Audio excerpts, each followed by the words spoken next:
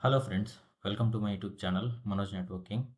So today we'll see what is a change management process, how to create a change. So basically what is a change, why change is needed. So change is an integral part of your ITL V4. So ITL stands for Information Technology and Information Library. So we have the certification for ITL. So here they will mainly talk about the process. So if anyone wanted to be to prove a network engineer, so we should have technical skills. At the same time, we also should have some process skills. Okay, so we need to follow some sort of process. So that is what called as a change management. So basically what is a change? So in networking, so a change refers to a definite purposeful action. It can be used to eliminate vulnerabilities, upgrade components, and replace obsolete or faulty network components. So like let's say be it you are working for a small company or for MNCs, so the change management is an integral part, and we need to raise changes to definite and purposeful action. Like let's say you are using 2900 Cisco switches, so they are going to be end of life, and you are planning to replace with new model switches. So that is a change you are doing for your environment. So like let's say you have one Windows server, okay, so that is running with some old patches, and you have a plan to upgrade with the new patches. So that is an example of change. So like let's say your organization is using Checkpoint VPN. So we have a plan in upcoming future to roll out the some other Pulse Secure VPN. So whatever the things you are making your environment better, so that will fall under changes. So change management is an IT practice designed to minimize disruptions to the IT services while making changes to critical systems and services. Very important. So critical systems in the sense it could be all network devices, Windows devices, anything. Even for end user missions, if you are making some changes, like let's say you are rolling some endpoint protection security tools. Okay, so that is also will fall under one change.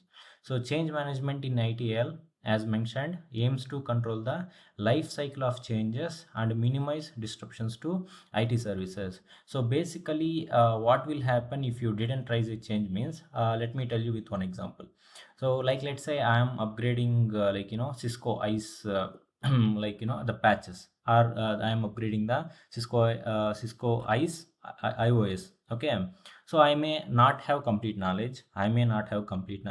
So without informing no one, I haven't created change. So I have started the activity. Since I don't have the information how to do, what to do, at what time I need to do, at what time I need to implement this change, I didn't take anything into consideration, but I have started the activity. So later on, the end users or the business will report they are having issues with the Wi-Fi instability and Wi-Fi disconnections. Okay, so these kind of problems you will get without change management process. So a change management process create some sort of rules. Like let's say, does the engineer has enough knowledge to execute this change? So at what time you are implementing this change? So have you informed this change information to the end users or to the business users or not? So all these things will be integral part of your change. So if you see, change management in ITL, as mentioned, aims to control the life cycle of changes and minimize disruptions to IT services. So what is the change management in ITL? Change means a modification or removal of anything that could impact IT services or affect configuration items. So change model. So procedures, how to outline the changes. So emergency changes. So I'll talk about in a bit what is an emergency change, and request for change. Finally, we can request for the change. So a request is to implement a change, includes detailed information about change and its scope. So well, since we have learned about change, so let's see what are the types of changes, and these are universal. So for all the ITL, these are the common changes that you will see. So normal change, there are three types of changes: normal change, emergency change, and standard change. So let me first talk about normal change. So normal change means these changes without predefined plans that requires approval and cab authorization. So yeah, as I said, like let's say if you are replacing the Cisco switches, okay, so you have time, you have stipulated time, like let's say you have 10 switches to replace and you have 2 months of time to complete that task. So in that case, you can go for normal change because you have some time and you can plan the things and you can prepare the prerequisites and you can submit the change, and that can go for cab review. Very very important. Cab means change advisory board. Change advisory board, that means you as an engineer, you need to submit a change and you need to define all the information why you are doing the change, what will happen if you didn't do that change, so what extra effort you are maintaining that change to get that successful. So all those things your cab manager, change advisory board manager will ensure that all things are accuracy, completeness, so then only they will approve your changes. So if there is a disturbances, they will not approve your changes. So these are not auto approved. So you need to provide some sort of explanation, then only they'll approve, and cannot be created after the event. So I mean, before the event, before you planning to upgrade the firewalls are planning to upgrade the servers, so before in hand you need to create it. So must go through cab, very very important. So that must go through cab only, and cab meetings will be happening by change manager. So depends on the organization, they can have one change manager or 3 to 4 change managers also, and they can sit in different geographical locations. And me as an change submitter, I need to explain, as I said, why, what, what will happen, what happened to the end users. So all those things I need to provide in a written manner and in the change, so that the change manager will review the information, and if they feel valid, they can approve the change, and if not, they have the access to deny the changes also. So if they deny the changes, the cab manager, you will not be able to implement that change, but if they approve, you can implement that changes. And this is also very important. So a tester to be available for validation and confirmation. So for all the normal changes, it's always recommended to have one tester at the site. Maybe I am sitting in India, so we are working for some Japan company. Okay, so as I said, I am doing some upgrades related to Cisco ICE or Cisco WLC. So I don't know, after the change, I'll not be able to identify either the Wi-Fi related services are working or any particular SSID is working or not. Okay, so once you place a change or raise a change, it is always recommended to go back to the business, get the downtime and get one tester. So remember, a change request includes the time to complete the task, and at the same time the functional testing by stakeholders, that means end users, to validate that changes are successful. So timely functional testing reduces risk and impact from possible rollbacks.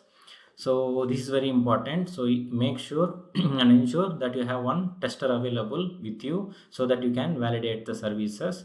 And this can be for any team. So it could be for network team, it could be for Linux, or it could be for Windows team. So it's always better to have one tester. And as I said, cab meetings will happen on weekly basis, and I'll just demonstrate how to create a change.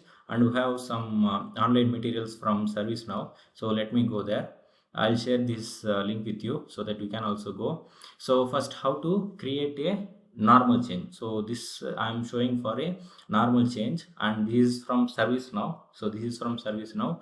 ServiceNow is an ticketing tool, so where you can create your incidents, changes, tasks, and so on. So here you can look up for change, and you can click on create new, and so this page will appear. So as we discussed, we have 3 types of changes: standard change, normal change, emergency change. So emergency means something that you need to fix as soon as possible. So these changes requires cab authorization only. Normal means, so you have the time, and that can go for approval, and it can go for cab authorizations also. So standard means these are predefined, pre-approved.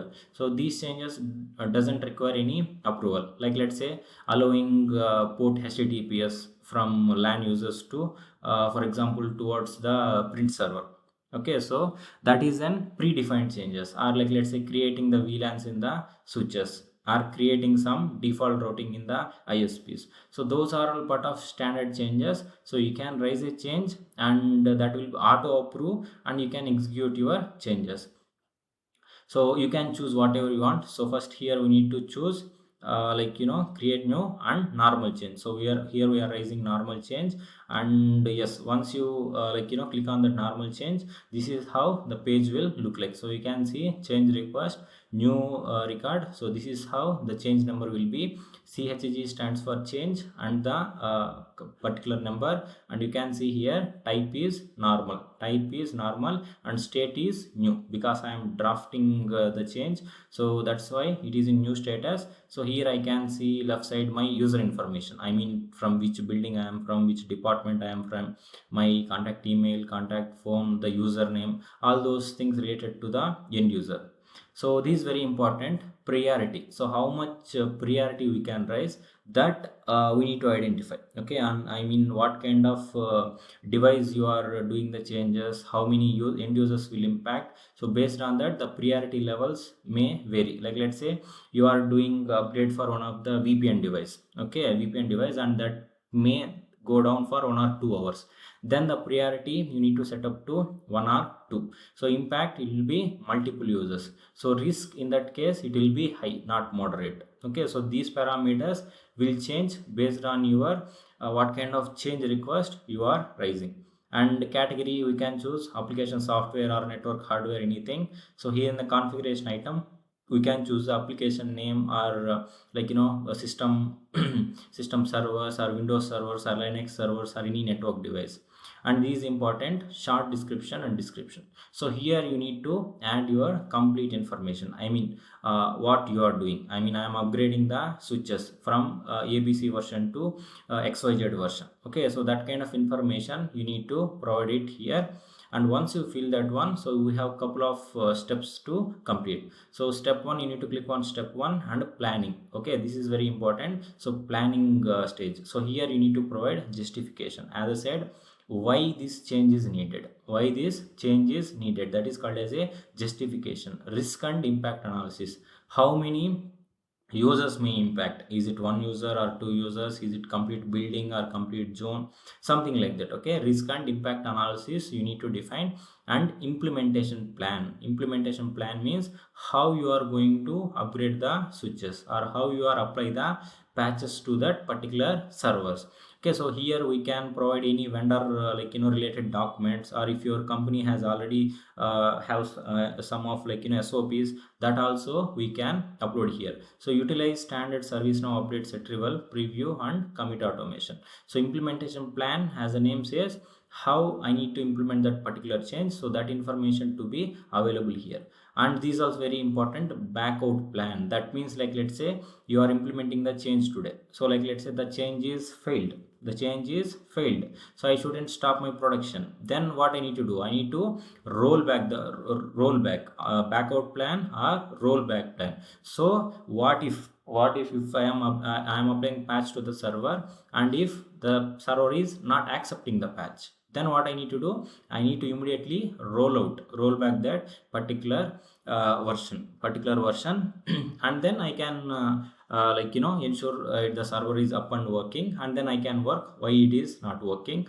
once out of change window. So that is called as an backout plan. And once you go for schedule, so in the schedule we need to define the timings. So here we need to choose the assignment group, to whom we need to assign. I mean here it could be network operations L2, system operations L3, network security operations, depends on your organization. We have so many assignment groups, so we need to choose the assignment groups assigned to particular person. So here we can choose start date and end date, and if you wanted to add CA means configuration items. So if you wanted to add more CAs, so if you want to add onboard more network devices, so you can choose click on add, and you can add more devices like this. So if you click on add, this screen will come. Now if you see, they are looking for some Snowflake applications, and they can choose all this if they are also affected of this change. And once you have filled all those details, and then you can request for approval. You can click on request for approval. So first it will go for an your manager approval. Once your manager will approve, then it will also go for your cab manager approval. As I said, so that time you need to be available in the cab. That time you need to be available in the cab, and you need to explain the things to your change manager. So if he satisfies with your answer, he may approve or he may deny also. That, so moving further, sometimes you may get this kind of scheduled warnings also. So when these kind of warnings will come means, like let's say if two engineers are trying to work on same network device or same server from the same time. Okay, like let's say you are doing something, and one of the engineers from US, he is also doing something on the same network device. Okay, but the works are different. So in that case the conflicts will come. In that case the conflicts will come. So that time any one of the engineer should change the time, so that you can click on scheduling assistant, so that you can see what is the next free slot available, and accordingly we can change that. So current state, you can see that time it will be in access state. So yeah, automatically you will get change tasks also will be created. And yeah, it will be in authorization state, and authorization means it will wait for approval. So once they have approved, your manager and your cab team, if they have approved, then it will go to scheduled. Then it will go to scheduled state. So now at the time of implementation, you need to click on implement. And then you can, once the changes is been completed, so closer information, you can close the change as successful. So you can add whatever the notes you would like to, and finally you can close the task. So this is how you need to raise a change, and that's how we need to close the changes in the ServiceNow. I hope the session is informative. So thanks for watching.